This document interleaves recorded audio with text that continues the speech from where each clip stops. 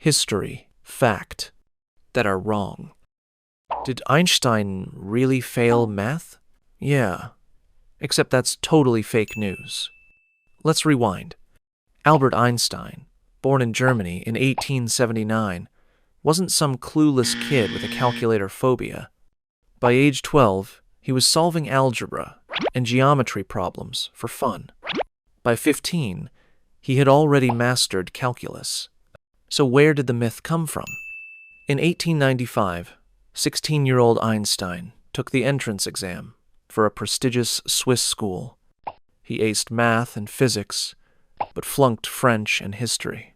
People misheard Einstein failed an exam and twisted it into he failed math. No! But wait, it gets dumber. Back then, German schools used a grading scale where 1 was the highest score. Years later, someone saw Einstein's old report card full of 1S and thought he was failing everything. Nope, he was basically the valedictorian. So yeah, Einstein didn't fail math. No! The real failure? Whoever spread that rumor in the first place. Did King Henry VIII have 6 wives just because he loved women? Wow! It's a juicy idea sex weddings, fancy gowns, royal drama. Sounds like a 16th century soap opera. But no, Henry wasn't in it for love. He was in it for a son, heir. The entire 6-wife saga? Not about romance. It was a desperate campaign to secure the Tudor bloodline, and let's be honest, wasn't very good at it. His first wife stayed loyal for over 20 years. She endured countless pregnancies and personal heartbreak, but only gave him a daughter. That wasn't enough. He tried to annul the marriage, got blocked by the Pope, and said, "Fine, I'll start my own church." Royal pettiness at its peak. The next one?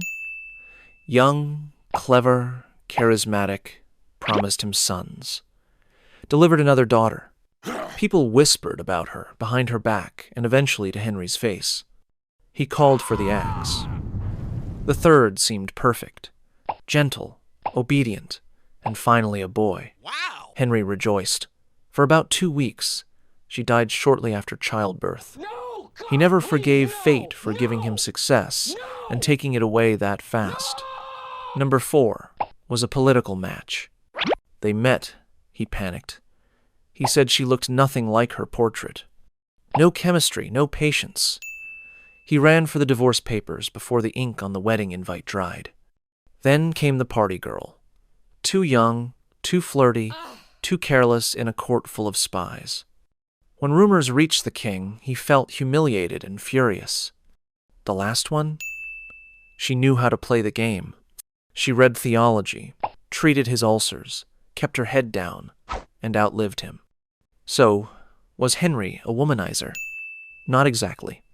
He wasn't chasing love. He was chasing a male heir ruthlessly, recklessly, and with zero chill. 6 marriages weren't passion. They were panic in a crown. Did Vikings really wear horned helmets? Close your eyes and picture a Viking. Big beard, giant axe, helmet with 2 massive horns. Now open your eyes and erase the horns, because that part? Total myth. Let's rewind. It's the year 873. Somewhere near a fjord, a Viking warrior is tightening the straps of his helmet. It's made of iron, domed, battle-tested, and completely hornless. Why? Because real Vikings weren't trying to look cool. They were trying to not die in battle. Here's what history tells us. Out of all Viking helmets ever discovered actual archaeological finds not, a single one had horns. So, where did the horned helmet idea come from? Fast forward to the 1800s. A few romantic artists in Europe wanted Vikings to look more epic in paintings, so they added horns. Wow! Then came Wagner's opera. In 1876, epic music, dramatic costumes, and warriors with huge horned helmets that looked like satellite dishes. Audiences loved it. The image stuck. Wow! But real Vikings? They wore what worked: leather or iron helmets, fur cloaks, and a permanent scowl. If you showed up with horns sticking out of your head, you wouldn't last a minute in a shield wall. They'd grab your helmet like a handle and pull you off the boat. So the answer is simple. Number Vikings did not wear horned helmets. They wore practical gear. The horns came from 19th century opera and maybe a little too much imagination. Did Thomas Edison really invent the light bulb? Thomas Edison, man with 1,093 patents, the Wizard of Menlo Park, the guy your science teacher worshipped, did not invent the light bulb. Wait, what? That's right.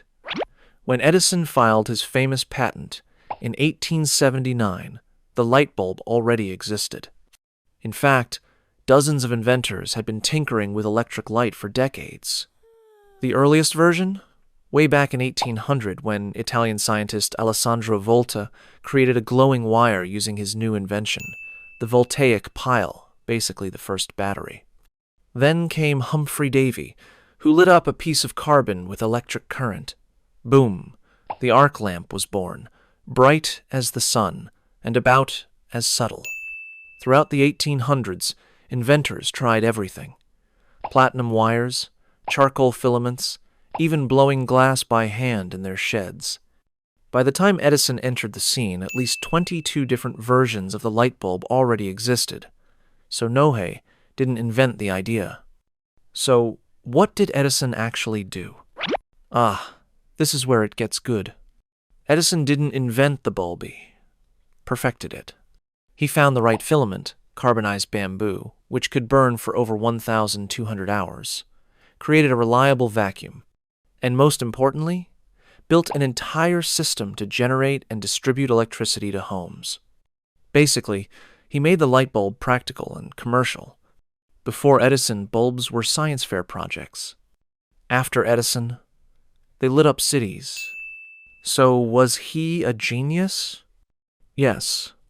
Was he the original inventor of the light bulb? Nope. Did Christopher Columbus really discover America? Ah, yes. The classic schoolbook line.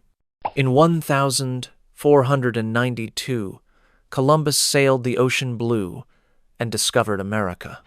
But hold up, discovered? Really? When Columbus landed in the Bahamas in 1492, there were already millions of people living across the Americas. Cities, civilizations, farmers, warriors, astronomers. Imagine walking into someone's house, sitting on their couch, and proudly declaring, "I discovered this." Yeah, that's the vibe. Columbus wasn't even the first non-indigenous person to set foot in the Americas. Around 500 years earlier, Leif Erikson, a Viking explorer from Iceland, sailed to what we now call Canada. He called it Vinland. He didn't stick around, but still, he beat Columbus by centuries. So what did Columbus do? Well, he was trying to reach Asia, China, India, spices galore.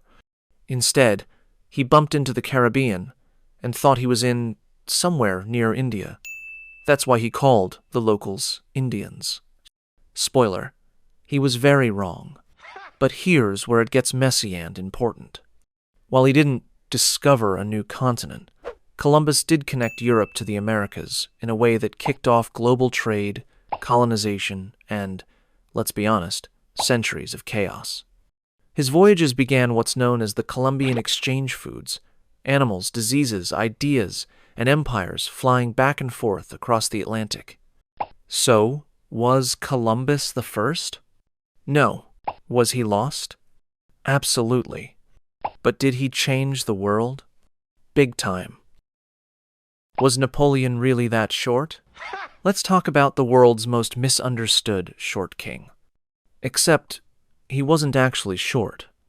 We're talking about Napoleon Bonaparte, the Corsican-born military genius who rose from a nobody to Emperor of France, almost ruled all of Europe, and still somehow ended up remembered as fun-sized. No! But here's the thing.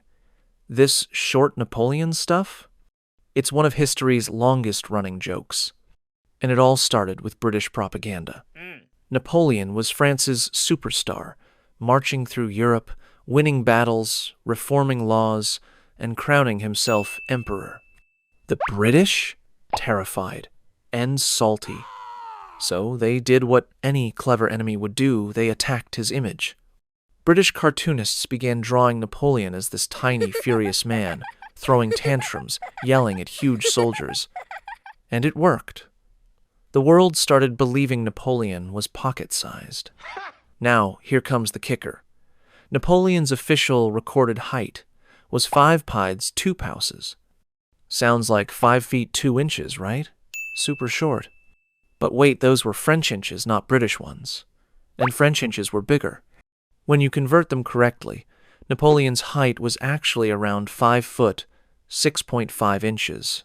That's about 1.69 meters. Totally average for a Frenchman back then. So, Napoleon wasn't short, just mistranslated. So, was Napoleon short? No.